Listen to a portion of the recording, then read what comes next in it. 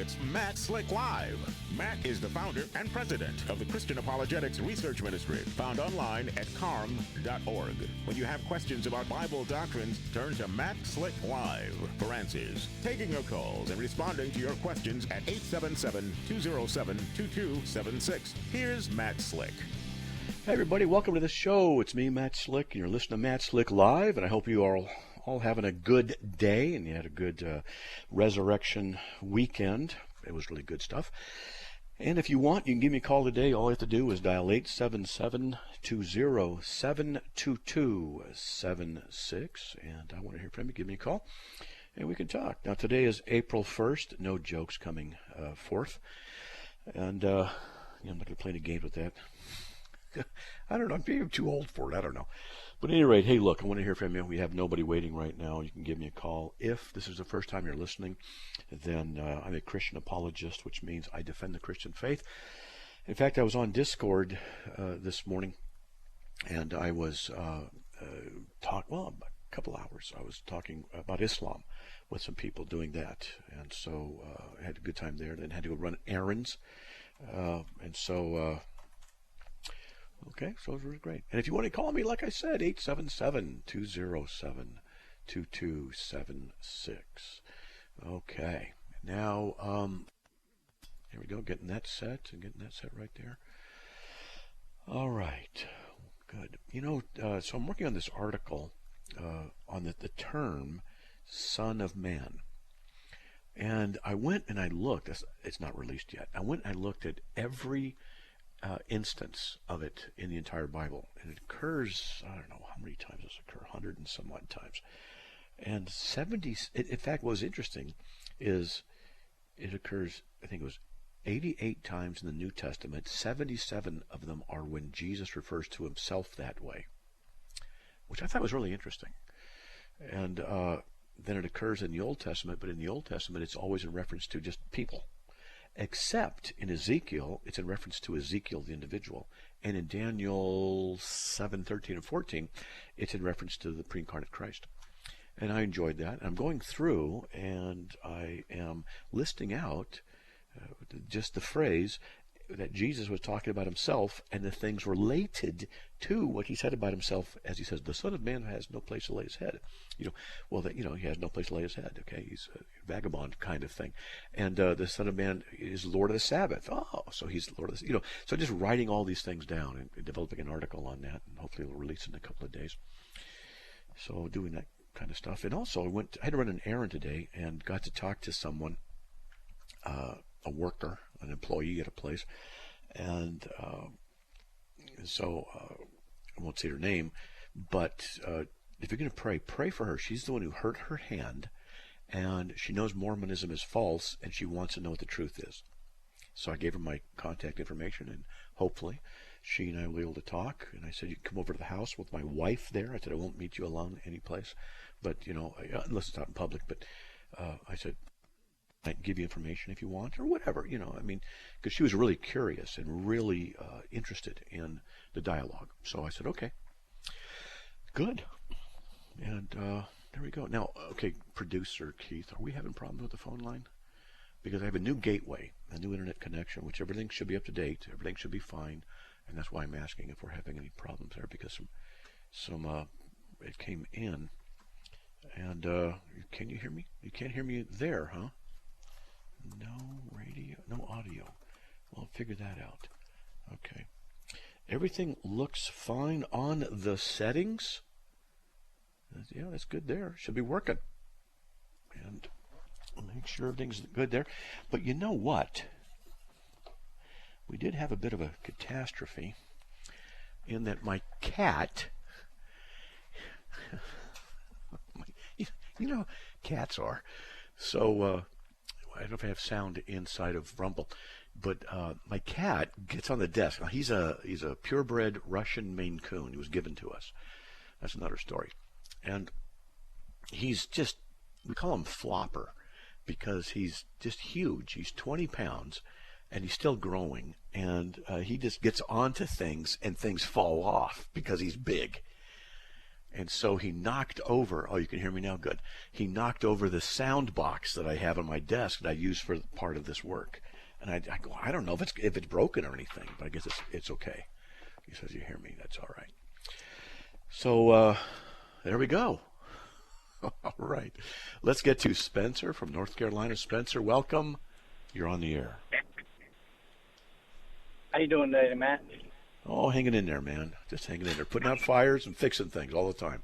So what do you got, buddy?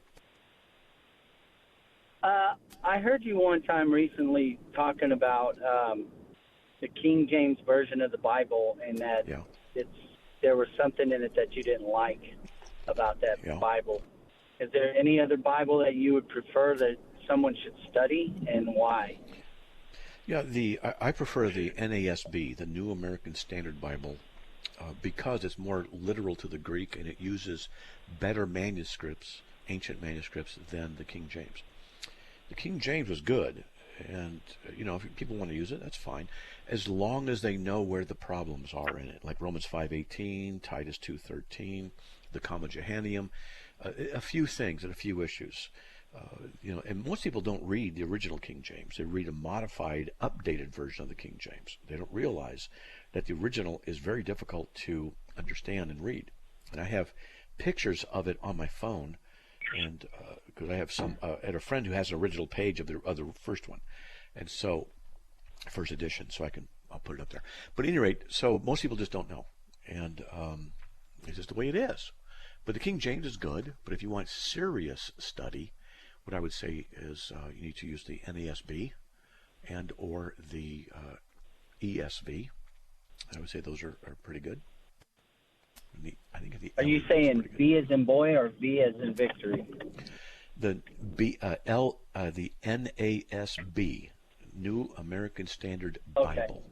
Okay. That's what I use. Okay.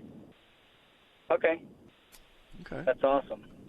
Because I grew up in the King James Version. I didn't know that there was stuff in it that wasn't right or anything like that. That's just what I was raised in. And I heard you speaking about that. Another one of the callers. Yeah, it's fine. Except, look, the problems, for example, thee and thou. Why would you want? This is me. I don't understand this. Why would you want to memorize English from 400 years ago and then speak to modern people quoting it? I could never understand. If thou wilt believeth. Like, what? We just talk to me in normal English. That's all And so, I grew up basically in Southern California, and you didn't do that. You just talked to people normally, and you'd want an updated version so you could quote it normally, naturally. And so that's where I developed that.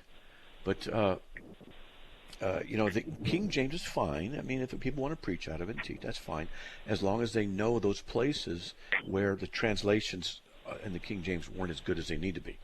And I can show you a couple of those if you want. But okay. So not a big deal. So when was the new edition, the American Standard?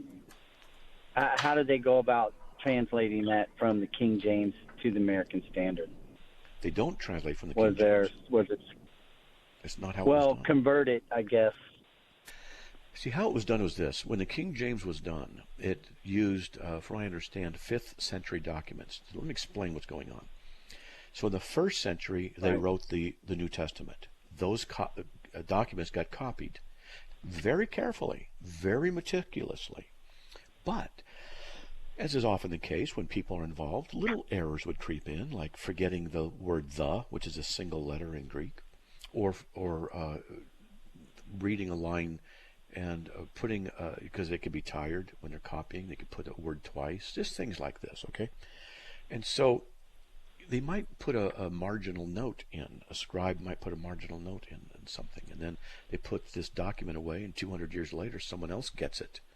So he may have written it in the year 300, and in the year 500 someone finds this manuscript that's been lost, that someone put a marginal note in, and then they see this, and they see the marginal note. Like, what do we do with this? Because they don't know the context. Is it part of the original text? Now, if it's a commentary, they can tell it's not part of the original. But what if, the word Christos, Christ, was put in there in the marginal note? Well, does that mean it belongs in the text, like next to Jesus, which is Jesus? They might put that in there. Well, this 5th century documents like that. Well, the idea generally is that the older the manuscripts, 4th century, 3rd century, 2nd century, the older the manuscripts, the more they are, the closer they are to the original, and therefore they're going to have fewer what they call variants. So the NASB is translated from the Greek into the English, for example, New Testament, from older manuscripts, as is the ESV. Where the King James is done with roughly 5th century documents. That's not exactly accurate, but it's, for the most part it is. It's just a general rule of thumb. And so the older ones are just more accurate. And so what happens is the King James people will say, oh, the modern Bibles, they take stuff out. Well, not necessarily, because the King James could have put stuff in that didn't belong there in the original, because when they find older manuscripts since the King James was written and translated, they find out that these older manuscripts don't have some of the wording that is in the King James manuscripts that they used. So they go, this is older. This was an addition by a scribe, so therefore, they go back and they say, the King James people say, see, they took stuff out. No, it's not how it works. All right, so just so you know, there's roughly 6,000 Greek manuscripts of different sizes and different texts of the New Testament. And they are something like 99.85% textually identical. There's only a few places of textual variation. Okay? Okay. Was there any books missing? No. In the King James Bible that are in the original manuscripts? Nope. King James did a great job of translating a lot of stuff. Seriously, did a great job. But no, there's no additional books, taken in and out or something like that. But when King James commissioned it, they translated the apocryphal books as well. But the apocryphal books were never considered scripture.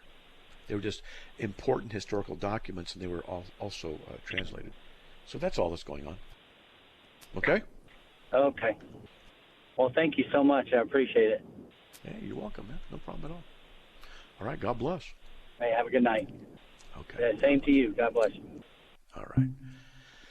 Well, that was Spencer. Now, let's get to Luke from Washington, D.C. Luke, welcome. You're on the air.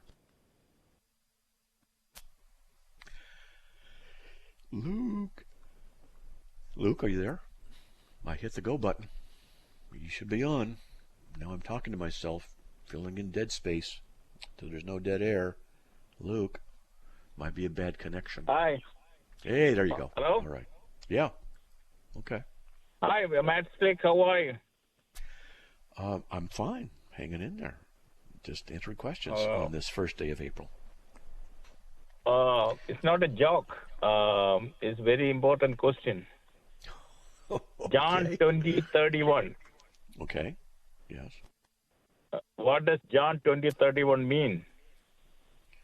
Well, it says these things have been written so that you may believe that Jesus is the Christ, the Son of God, and that believing you may have life in His name. That's to me pretty simple. The New Testament. If Jesus is called the Son of God. Yes, He's the Son of God. Yes. Hey, hold on, man. We got a break, okay? Hold on, we got a break, and we'll get to this afterwards. You can formulate your question, and then what we'll do is we'll give it a shot after the break, okay? Hey, folks, if you want to give me a call, 877-207-2276. We'll be right back. Please give me a call.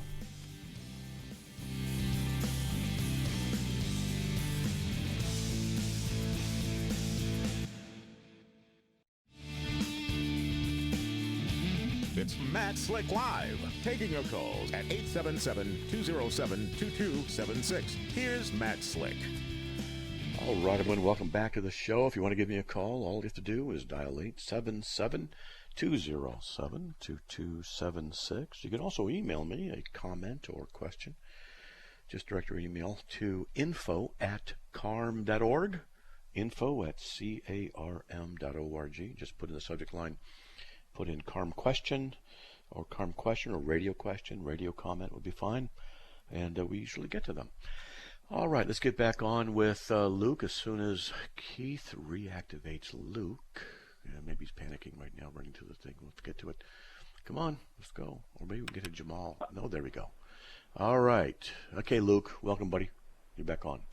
So, this another verse, whoever confesses that Jesus is the Son of God abides in him and he in God. 1 John 4:15.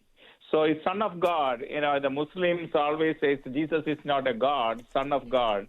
They use these two verses. So, what is your opinion of Son of God and Jesus is a God?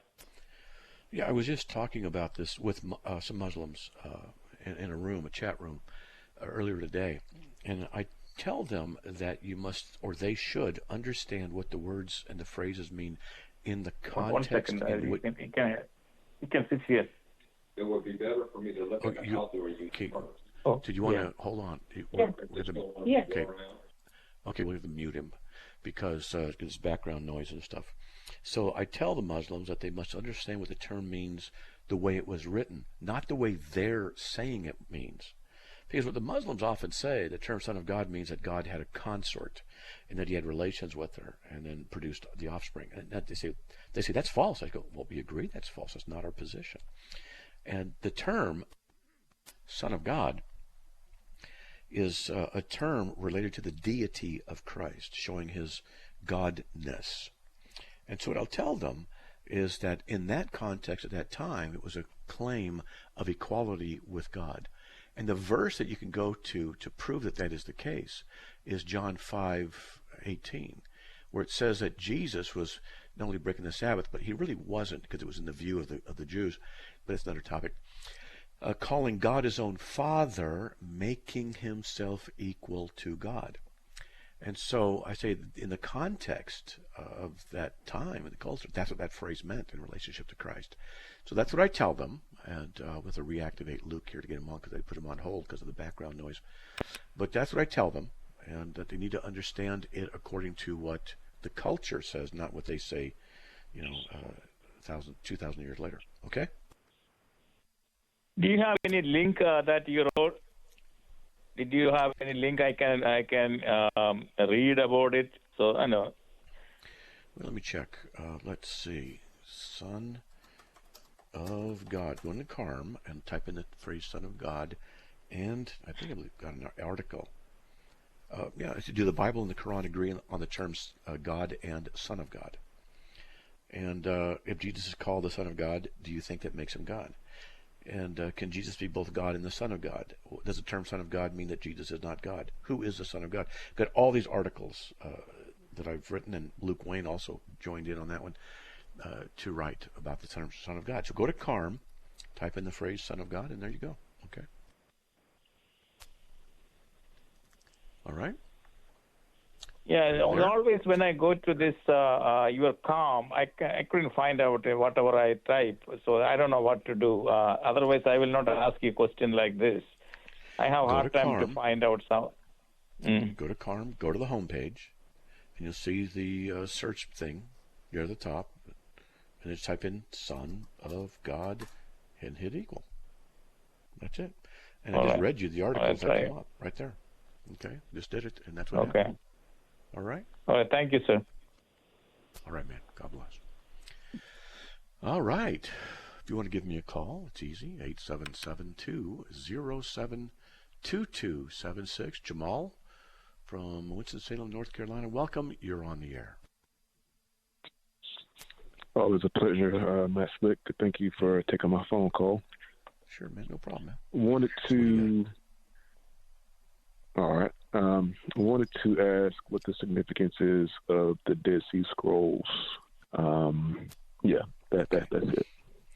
The Dead Sea Scrolls were scrolls written probably by the Essenian community. And they wrote before the time of Christ, shortly before, and maybe during. But they wrote... they did a lot of work of copying the Old Testament scrolls and put them in caves. And so I've been to Israel twice, and I've been in the cave, the first cave that they got the first Dead Sea Scroll out. I've been in Cave 1. And in that area, there's a place you can go to look at different caves. And it's an outlook. So there's a lot of caves. All right. So what happened is that the Essenes, what they did was they copied lots of documents, and one of the most important things is they copied the book of Isaiah. Now, before the Dead Sea Scrolls were discovered in 1946, I believe it was, or 47, the oldest copy of Isaiah was from the Masoretic scroll, and it was copied right around 900 AD. So that means that compared to now, it's 1,100 years old. All right, so when the Dead Sea Scrolls were discovered, they discovered one of the Isaiah scrolls in there. Well, they are dated around 100 BC, this one scroll. 100 BC is 1,000 years before the Masoretic scroll of Isaiah, which is dated around, the copy is around 900. It means it's a 1,000-year difference. 1,000 years. And the reason this is so important is because they found out that the copying method for that 1,000 years was incredibly accurate. The critics didn't even raise any objections because it was so accurately transmitted over 1,000 years. They compared the Masoretic text to the Dead Sea Scroll text of Isaiah, and it's accurate. It's the same. So it's very significant because of that. Okay? Okay. All right. I was listening to some preachers on Truth Network say, well, the Dead Sea Scrolls kind of give validity to Jesus Christ and what he was talking about, because if you say, well, Jesus and his followers, they kind of propped up his, I guess his reverence or his status because they went back and changed things according to the Bible, or Jesus read the Bible and changed. Go ahead. I'm confused. I'm not following you. So some people are saying that the Bible was changed. Okay, I'm sorry. I'm just not getting it. The Bible was changed? Yeah, I'm sorry. I guess I could do a better explanation. Okay. I'll give you a better explanation. So they were saying people who are trying to discount Jesus in the Bible, and this was Lon Solomon that was saying some of this.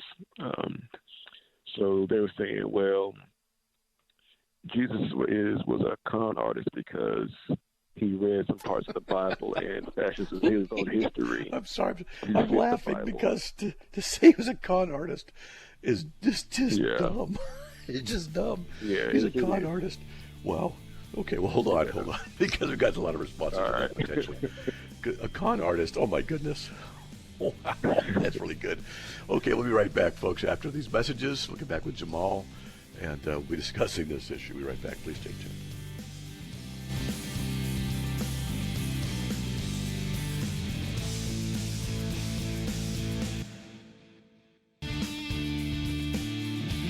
It's Matt Slick Live, taking your calls at 877-207-2276. Here's Matt Slick.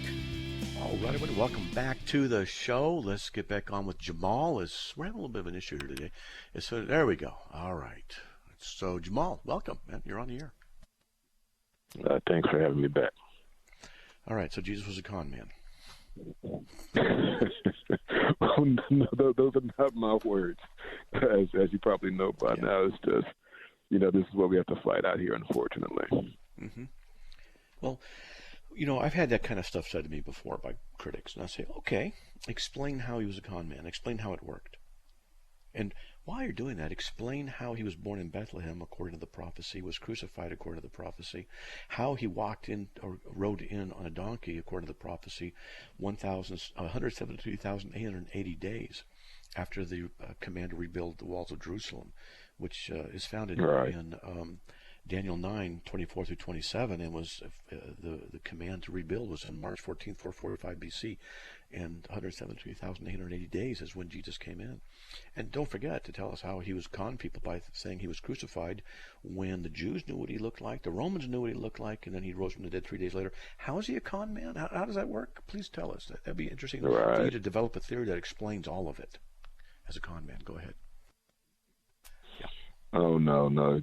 You're talking about answering them. Yeah, exactly. And I've learned a lot of this by, of course, listening to the show. Then they were saying, well, let's see if I can phrase this correctly. He was first a con artist, and he adapted his life to the Bible. But you talked about that pretty well, of course. And I think there was the another art. I'm sorry. Go ahead. Well, okay. I was going. Yeah, I've heard this before, and people say that he lied or he cheated. I go, okay. So let's look at the context. So Rome was in military and political control of Israel, but Israel was allowed to have its worship. But Rome had Caesaropapism, which was emperor worship, but they let this little sliver of land and these people over there on the other side of the Mediterranean, they let them have their little god to serve. That's what the Roman attitude was. And the Sanhedrin did not want the balance between the Roman Empire and the people and the power in the land of Israel. They didn't want that messed up. So when little messiahs would come in, others that claimed to be Messiah type to deliver from the oppression of the Romans, they were quickly destroyed. So if it's a con artist, then can you please explain, if he's a con artist or he fooled people, can you please explain how he got them, the disciples, to give up their livelihood, taking care of their families, and not just one, but a bunch, and to risk their families' lives by doing this, and risk excommunication by the Sanhedrin, and risk the idea of political pressure being brought down by Rome upon the Sanhedrin to stop them from saying Jesus is the Messiah, when in that culture at the time, part of the hope of the Messiah was that he would deliver from the oppressors of the Roman Empire. That's one of the things. The Zealots, one theory is the Zealots were there to help the Messiah rebel against the Roman Empire. And Judas Iscariot was a zealot, and one theory, just a theory, is that it might have been the case that what Judas was trying to do was force Jesus to act in order to deliver Israel from Rome. I mean, it's just theory, So this is all interesting stuff. So if he's a con man, or if it wasn't true, or he deceived people, then how did he get all these people to join him based on what they said they saw? And that's different than what you hear 1,000 years later. I heard someone talk about this, I'm going to believe it. No, they saw the risen Lord, and it changed their lives. It went all over the place, and they're being killed in the process. And that the disciples would hear about other disciples being killed, and yet they continued on. So I asked these people who come up with these theories, I say, could you please explain how all this works together inside of your theory? And they can't. Okay. And that's something I've told other people. I say, well, get the argument off of you. I heard a guy named Matt Slater say, well, get them to prove their theory, and just watch the wheels turn and the wheels spin and all that. One last one, and I'll get off the phone. That's all right. So when you have Jesus, making statements about I am and all that, and all these prophecies being lined up, and about the 500 witnesses, something else that somebody else said, I think it might have been Lee Strobel, and he said, well, or him or somebody else said, well, for all those witnesses, for everything that they saw, like you said, there are no scriptures, there are no documents that say that there were any detractors, anybody of that time saying that, no, all those guys were hallucinating, they were talking falsehoods. You have no documents, to my knowledge, to what I'm hearing. Right. You have no documents refuting what the eyewitnesses saw. Is that true? Right. There's nothing that is counter-evidential. Nothing's there. If anything, let's just say that you find a document that said that the followers of this Jesus person were mistaken because he didn't rise from the dead. Let's just say you find something like that, okay? Well, what does that mean? Well, it means you have a critic. And it means the ancient document talks about Jesus. So there he was. He was real. Right. Of course, you're going to have people on both sides. So that just corroborates that he really was there. Now, let's explain everything. So even when critics cite things about Jesus later on or whatever, it means that they're referring to a historical figure. Okay? Exactly. Okay. All right. Well, thank you very much for your time. Very informational. I appreciate it. And God bless, Matt. Amen. Always appreciate you calling, Jamal. God bless, buddy. All right. All right. Let's get to Dave from North Carolina. Dave, welcome. You're on the air. Hello, Hello, Mr. Slick. How you doing? I'm doing all right. Hanging in there, man. Hanging in there. What do you got? So, I guess it's two parts to the question, but what is the origin of the Apocrypha? And I've heard that it wasn't added, I guess, to the Bible because it was not God-inspired. That's correct. So I'm guessing, like, where does it originate from? Well, it was written during the time of Malachi, around 400 BC, and between that and the time of Christ. And I don't know what individuals or groups wrote the apocryphal books. So that's just an interesting question. Hey, I wonder who, if they know any individuals who did it or what. But they are valuable historical documents. But they contain a few errors. And the Jews knew about them, and the Jews never considered them to be Scripture. So in the Old Testament, there are many places, like over 20, that quote or reference other books besides the Scriptures. The Book of the War of the Lords, for example. And so it doesn't mean that that book is inspired. It's a reference, because an inspired writer could go to a book, an ancient book that they had in their ancient library, and find a reference to something and then quote it. And he's quoting it, and that's it. Just like Paul did of Epimenides and Menander and Erastus. So these are pagan philosophers. So nevertheless, the apocryphal books were written during the intertestamental period between roughly 400 BC and the time of Christ. But they were not considered to be Scripture. But the Roman Catholic Church and the Eastern Orthodox Church basically added them in the 1500s. Okay? 1546 for the Catholic Church. I don't know when it happened for the Eastern Orthodox Church. And there's a reason for that. But anyway, okay?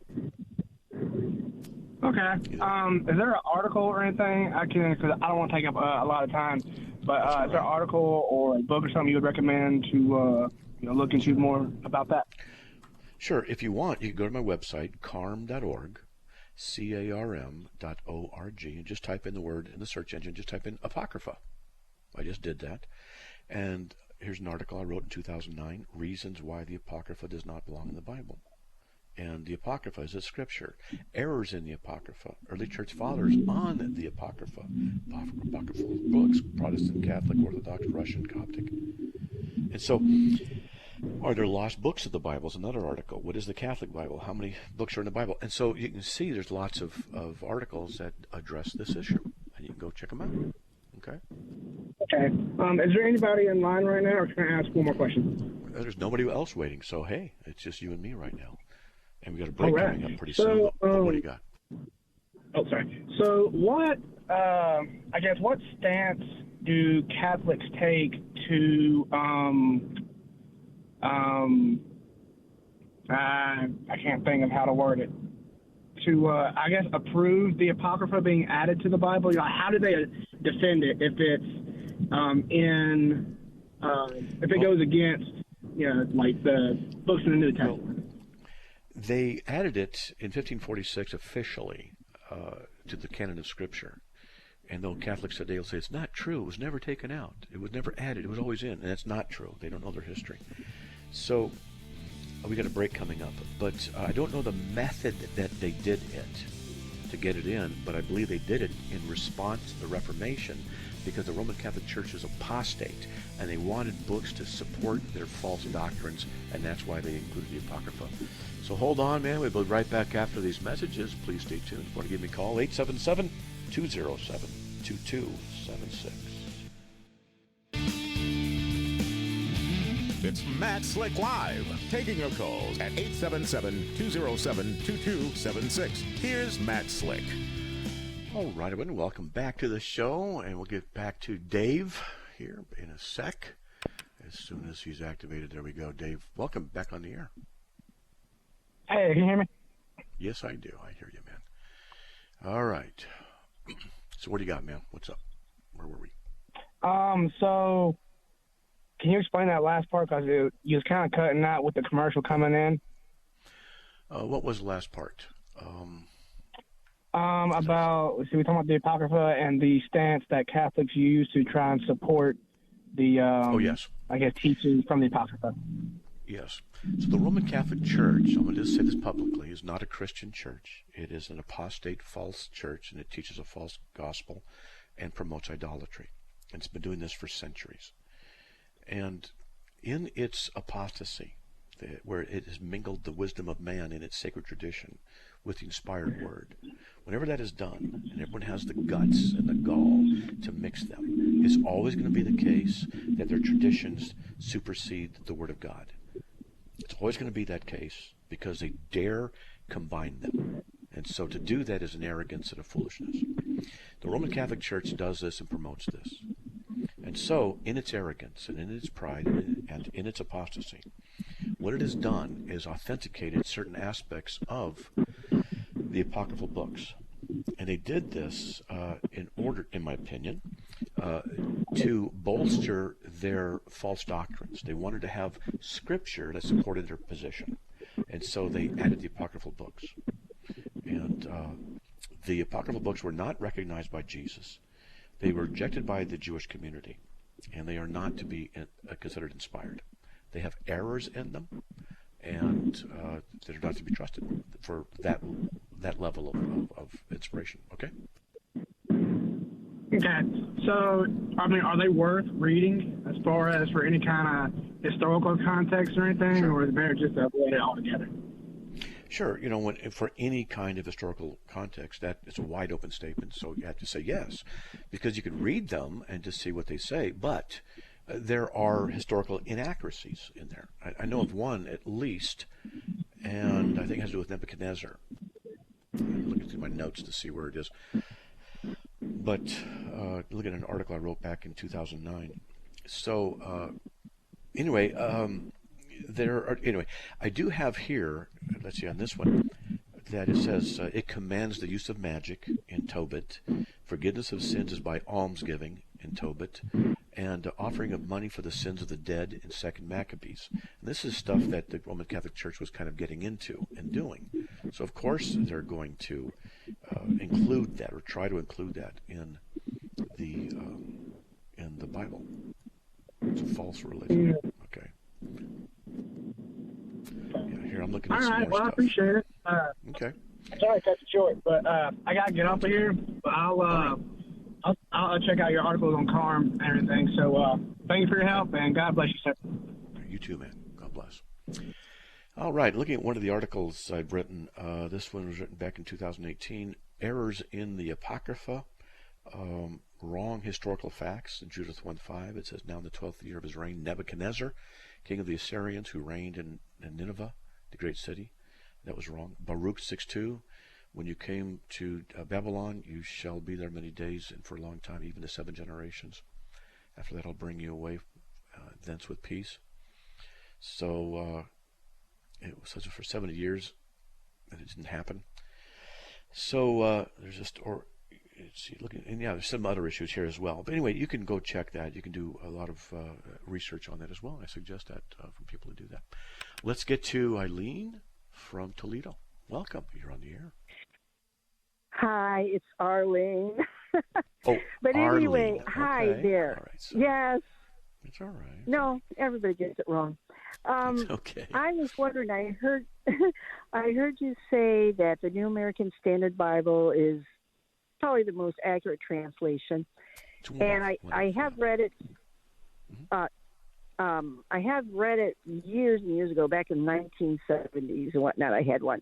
Mm-hmm. However, I've noticed there are of that translation, there are newer editions, and I wanted to get another New American Standard, but I didn't know if the newest one that was out was the best one to get, because, sometimes they kind of go along with the culture in some of these, how they translate. Right. So would the newest one be the best one, or would a previous translation of it, a previous year? Yeah, the one I use is the NASB 1995 edition. They have an edition of 2020, which I've really not gone through a lot. So I haven't been able to really examine it. I'm just so used to the 95 that I just, I'm sticking with it, and I may move over to the 2020. But that's what I use, and I've been using it for a long time. So, and it's a good translation. It's not perfect, but it's good, and it's more accurate to the Greek. Okay. Okay. So you're using the 95, but you're saying maybe the 2020, you said? Yes, I just haven't done a comparison yet. Yeah. Okay, because I was holding off on which year to buy, and I was just trending.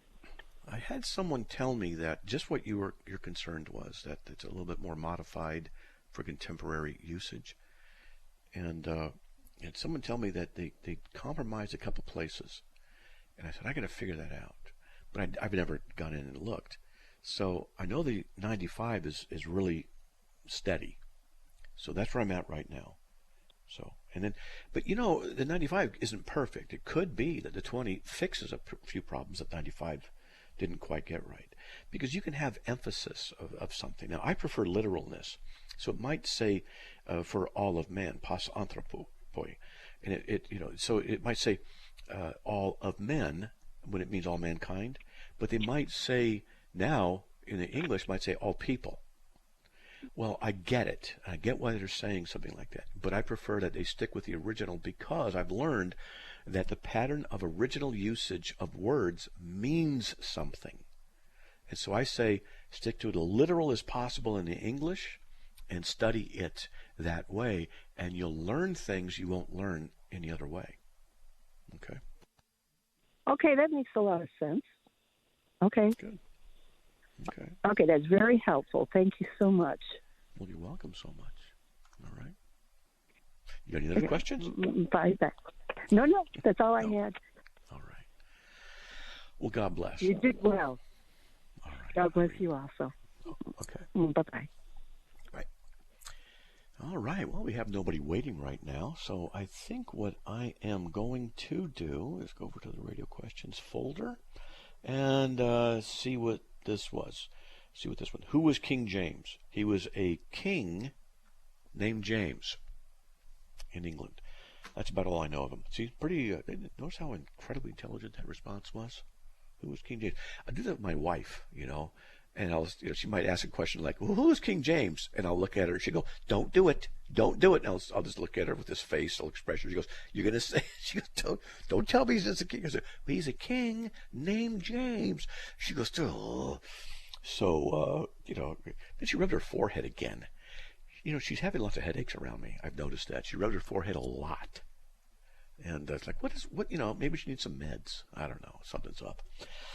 So, here, let's see. That's interesting. Biblical thing of aliens. Let's see.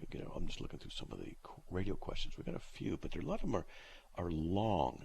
And like this one, reports a man saying Jesus after the murder. Okay, I don't know. Does God love equally? I already answered that. The answer is no. He does not love everybody equally. People are surprised by that. They'll say, no, he does. He loves everybody equally. No, he doesn't. See, in Psalm 5:5 and Psalm 11:5, I'm going to read this to you. Okay, this is God. So, Psalm 5:5, all right? The boastful shall not stand before your eyes. You hate all who do iniquity. And then in Psalm 11:5, the Lord tests the righteous and the wicked, and the one who loves violence his soul hates.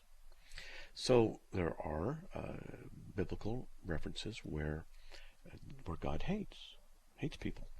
And people are so shocked by that. That can't be true, because, they have the image of the image of Jesus, who's the blonde-haired, blue-eyed Caucasian surfer dude dressed in a woman's nightgown, dressed to kill. And what he's doing is he's waiting for you to give him permission to let him into your heart.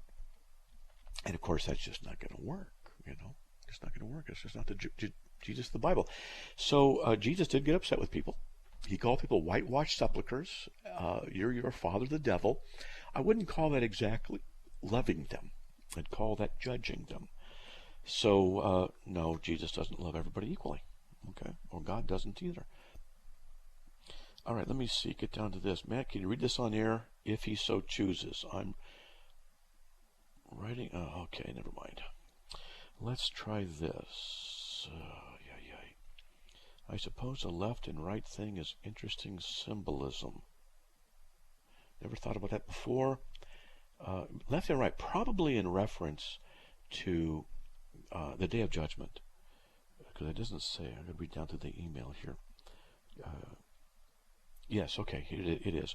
So the criminals crucified on Jesus mocked him. The one on the right is saved, and the one on the left is not. On the Day of Judgment, the people on the right side, they are going to heaven, and the ones on the left are going to hell.